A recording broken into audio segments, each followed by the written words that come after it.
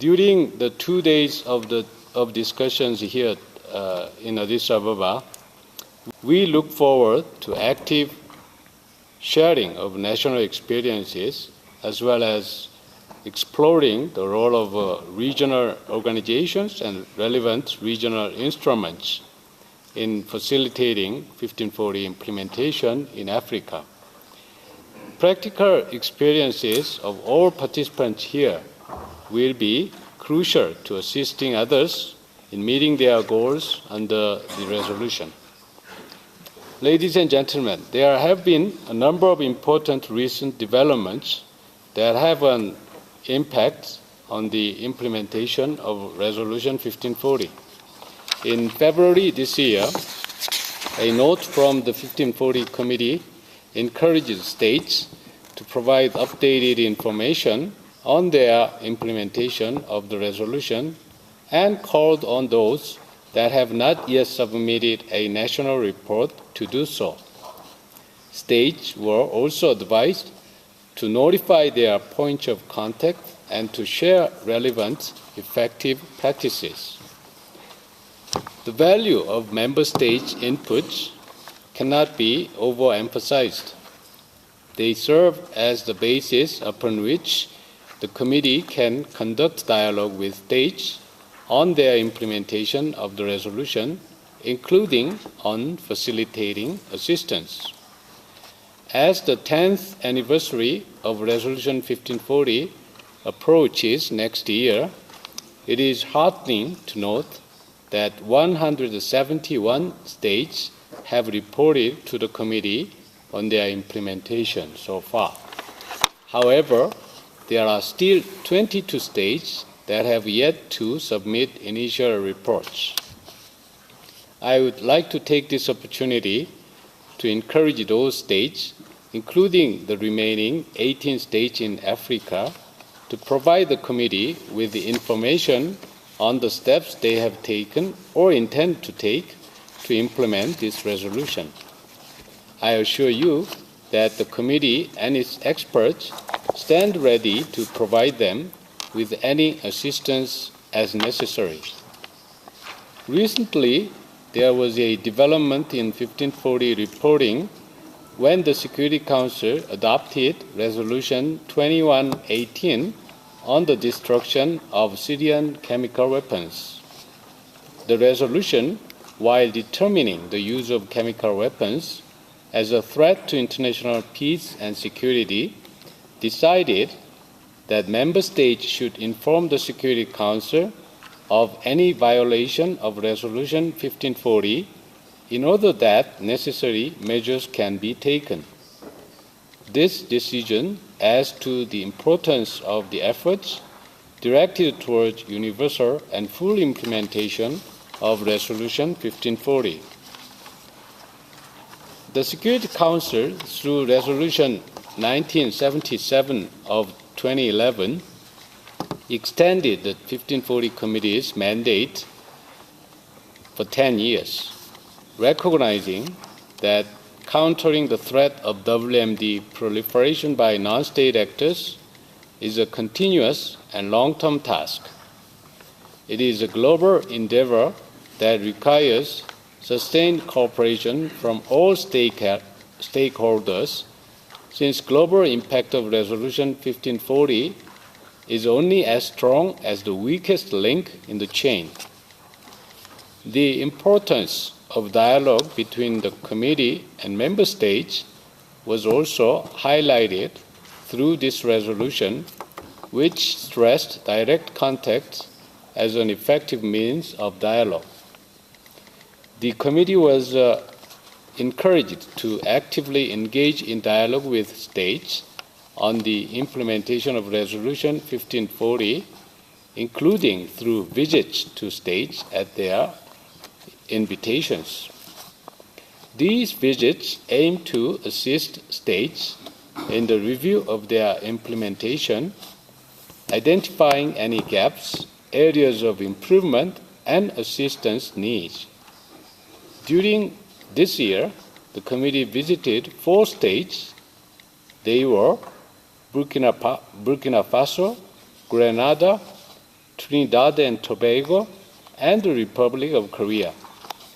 They follow successful visits to Madagascar and the Republic of the Congo in the previous year. The committee will also be visiting the Republic of Moldova, Mozambique, and Niger next year. Distinguished participants, over recent years, African states have taken key initiatives related to preventing terrorists from acquiring WMDs and related material. These initiatives include the Convention on the Prevention and Combating of Terrorism and its protocol, adopted the then Organization of African Union. The African states, party to this instrument, have committed themselves to strengthen national and regional measures to prevent terrorists from acquiring weapons of mass destruction.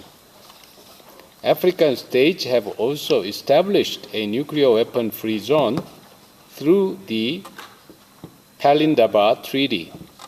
There exist synergies between the obligations under the treaty and those in Resolution 1540. These relate not only to the nuclear non-proliferation commitments in the treaty, but also to other commitments such as nuclear security.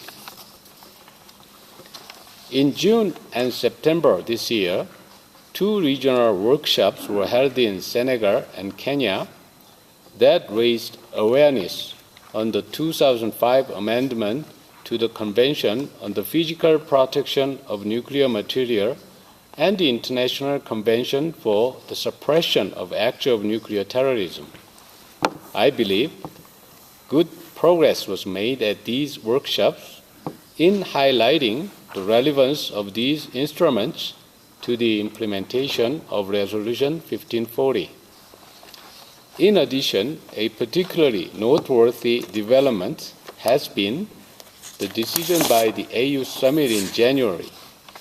The AU Assembly requested the Commission to take the necessary steps in cooperation with the 1540 Committee and all other stakeholders to further promote and enhance the implementation of Resolution 1540 in Africa.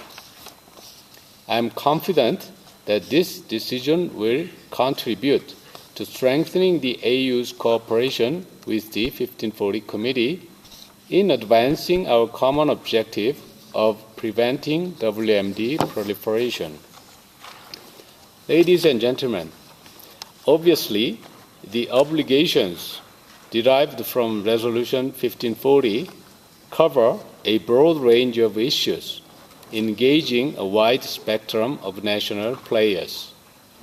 Also, its implementation is a continuous and long-term task that requires sustained efforts and cooperation at national, sub-regional, regional, and international levels.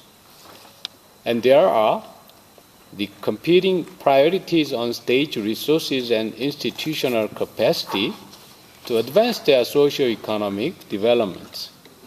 Therefore, the 1540 Committee encourages those states that require assistance in meeting its 1540 obligations to come to the Committee. At the same time, those states and international and regional organizations that can provide assistance are also encouraged to inform the Committee of their availability to do so. The Committee places a high priority on assistance requests, and it serves as a clearinghouse to facilitate matchmaking between requests and offers of assistance for capacity building. At the Pretoria workshop last year, the participants highlighted the potential linkages between their national development processes and their obligations under Resolution 1540. We can do more to leverage these linkages and synergies, and I look forward to more discussion on assistance. This year alone, assistance was offered to Kyrgyz Republic in legislative and export control areas, while support was provided to the Caribbean community for maintaining its regional coordinator position and training of criminal justice officials.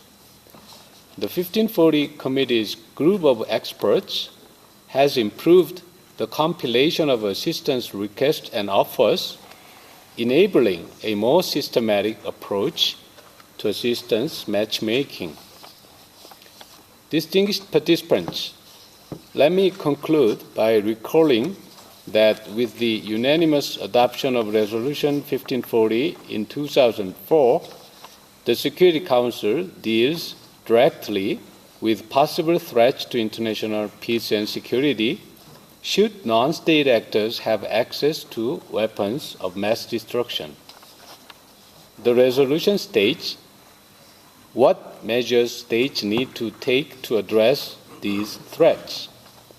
However, it is states themselves that decide how these measures are implemented in accordance with their own legal framework and national practices. The tragic loss of life and destruction caused by the recent horrendous terrorist attack in Kenya clearly illustrate that criminals and terrorists do not respect borders and will use any means possible to achieve their objectives. Furthermore, the arrest of 2 individuals in South Africa last month on the alleged illegal possession of uranium was another illustration of the need to remain vigilant. The committee is committed to work in close partnership with the AU and African states to respond to this challenge. I wish you all great success in this workshop. I thank you.